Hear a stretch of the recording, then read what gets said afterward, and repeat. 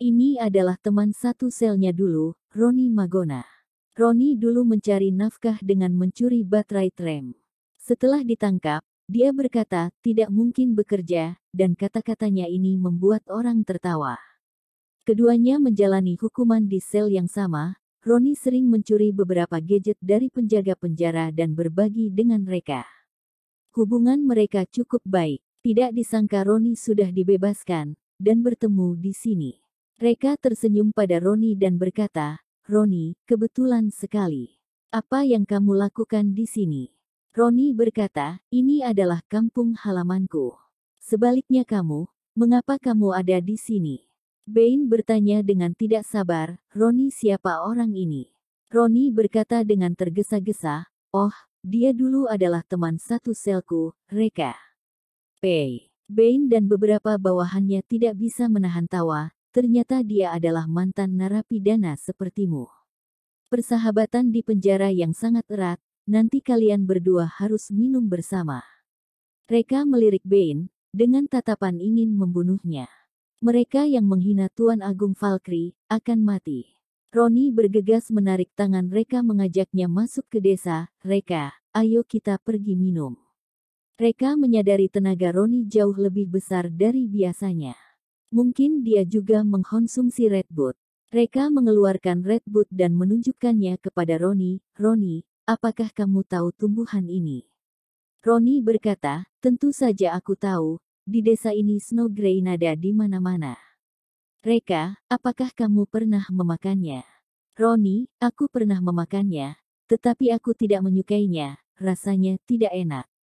Aku sering memberi babi makan snowgrain." Beri makan babi. Reka merasa seperti tertusuk jarum. Di pasar gelap Red Bull ini bernilai puluhan juta, dan Ronnie memberi babinya makan makanan dengan harga puluhan juta atau bahkan ratusan juta. "Pantas saja kamu miskin." Ronnie berkata, "Reka, apa kamu masih ingat perkataanku waktu di penjara? Aku memberitahumu bahwa aku akan memperkenalkan adik perempuanku kepadamu ketika kamu keluar dari penjara. Pas sekali. Hari ini aku akan mempertemukan kalian berdua." Reka tercengang. Di waktu hidup Reka berada di titik terendah, dia melihat kecantikan dan kebaikan Tokia, dan sekarang bagaimana hatinya bisa memuat orang lain lagi. Sambil berbicara dan tertawa, keduanya pergi ke rumah Ronnie. Halaman pedesaan kecil yang sangat sederhana. Baru saja melangkah masuk, aroma makanan yang menyegarkan sudah tercium. Ronnie berteriak, "Bu, adik, temanku datang. Berikan 2 piring cemilan, kami berdua akan minum." Seorang wanita tua dan seorang gadis muda berjalan keluar dari dapur sederhana. Dan mereka adalah ibu dan adik perempuan Ronnie. Ibu Ronnie memandang mereka dengan ekspresi sinis. "Ronnie, siapa orang ini?" Ronnie berkata, "Dia adalah Reka, yang sering aku ceritakan padamu." Ekspresi ibu Ronnie menjadi lebih tidak senang. "Kamu seharian berkeliaran di luar. Aku tidak mengatakan apapun, tapi mengapa orang seperti ini kamu bawa pulang?" Alika Magona juga mencibir, "Kak, apakah dia orang yang ingin kamu perkenalkan padaku?" Menyuruhku menikah dengan mantan narapidana, apa maksudmu?" Ronnie sangat cemas. "Diam adik, apa yang kamu bicarakan?" Sikap Alika masih keras, "Aku hanya mengatakan yang sebenarnya." Ibu Ronnie berkata dengan tidak sabar, "Jangan hiraukan dia, makanannya hampir siap, bantu aku." Keduanya kembali ke dapur, dan tidak menghiraukan mereka berdua. Ronnie merasa sangat tidak enak. Reka, jangan hiraukan mereka. Mereka hanya kejam di mulut, namun sebenarnya hatinya baik."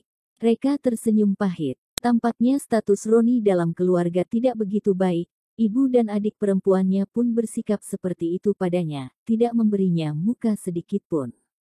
"Lupakan saja. Siapa yang menyuruhmu pernah membantuku saat aku di titik terendah?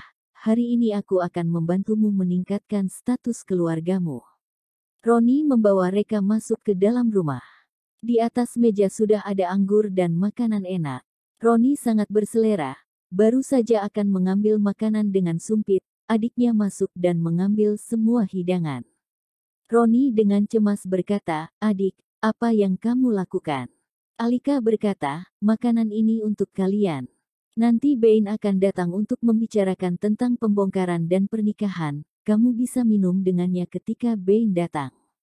Bagaimana aku bisa punya kakak laki-laki yang tidak berguna sepertimu? Jika saja ada saudara laki-laki lain di keluarga kita, aku tidak akan membiarkanmu berada di meja ini dan membuatku malu. Tangan dan kaki Roni bergetar. Adik, kamu keterlaluan, ada temanku di sini. Reka dengan cepat menepuk bahu Roni, dan memberinya sebatang rokok. Jangan marah. Roni menundukkan kepalanya, sangat sedih dan malu, lalu berkata, Hei, Reka, maaf membuatmu melihat lelucon ini. Reka tersenyum tipis dan tidak mengatakan apa-apa. Pada saat ini, terdengar suara tawa hangat dari halaman. Bibi ketiga, adik, kalian masak apa? Harum sekali. Bein sudah tiba. Ibu Roni dan Alika keluar untuk menyambutnya. Bein sudah datang, silakan masuk. Hari ini Bibi membuat bridesmaid favoritmu. Kak Bein, kamu semakin tampan. Antusiasme mereka terhadap Bein sangat kontras dengan ketidakpedulian mereka terhadap Roni. Ekspresi wajah Roni memburuk, dan berkata, apa hebatnya dia. Di bawah arahan Alika, Bein masuk ke dalam rumah. Melihat bahwa Reka juga ada di sana, matanya tiba-tiba menjadi cerah. Oh, kebetulan sekali, kamu juga ada di sini. Alika terkejut, apakah kalian saling kenal? Bein berkata, aku baru saja bertemunya di pintu masuk desa, bukankah dia teman satu sel Roni? Kebetulan sekali, aku sangat penasaran tentang kehidupan di penjara. Kamu harus membicarakannya nanti.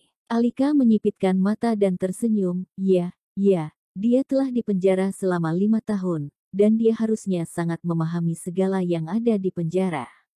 Mereka terus berbicara tentang, di penjara, Roni sudah tidak tahan lagi dan berkata, cukup. Reka, ayo, kita makan di luar saja.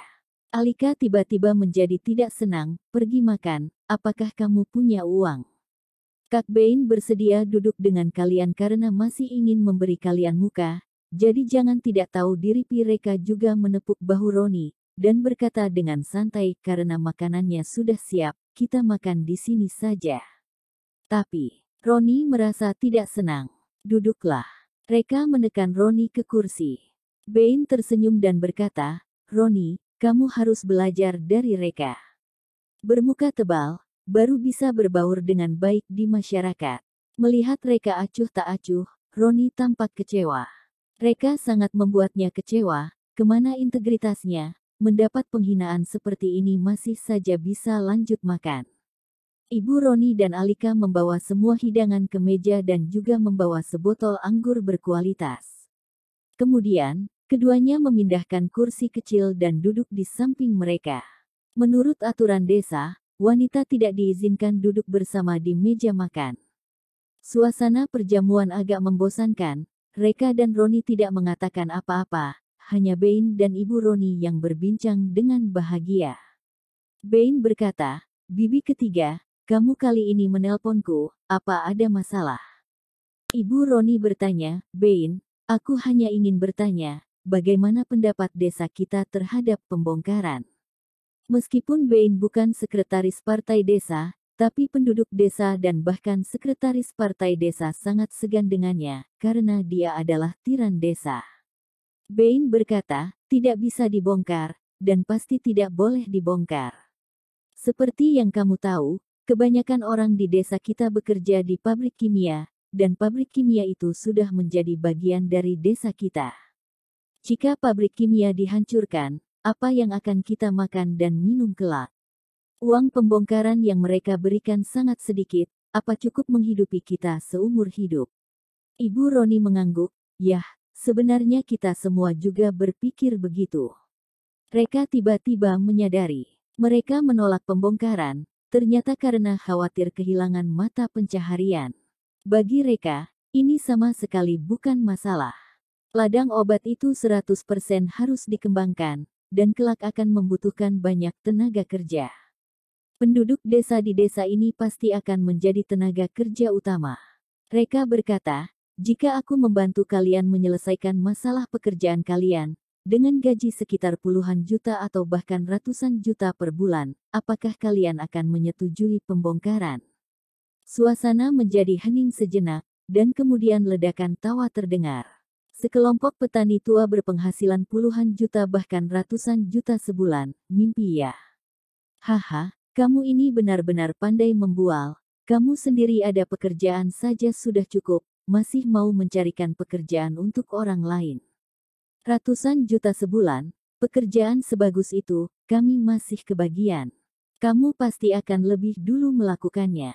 Bain tertawa sampai meneteskan air mata, teman, aku mengagumimu, aku sangat mengagumi muka tebalmu. Jika kamu benar-benar dapat mengatur pekerjaan dengan gaji ratusan juta ini untuk semua penduduk di desa kami, maka kami 100% akan setuju dengan pembongkaran. Reka, janji. Bain, haha, janji. Roni sangat malu. Kapan anak ini belajar membual? Sekarang di masyarakat ini, sudah sangat sulit untuk mencari pekerjaan dengan penghasilan 5 juta per bulan, apalagi ratusan juta. Bukankah ini hal yang memalukan? Bain lanjut mengobrol dengan Ibu Roni dan Alika sebentar, sebelum akhirnya bangun dan berpamitan.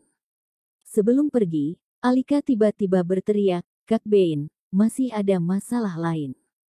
Kapan pernikahan kita akan dilaksanakan? Kita berdua sudah tidak muda lagi.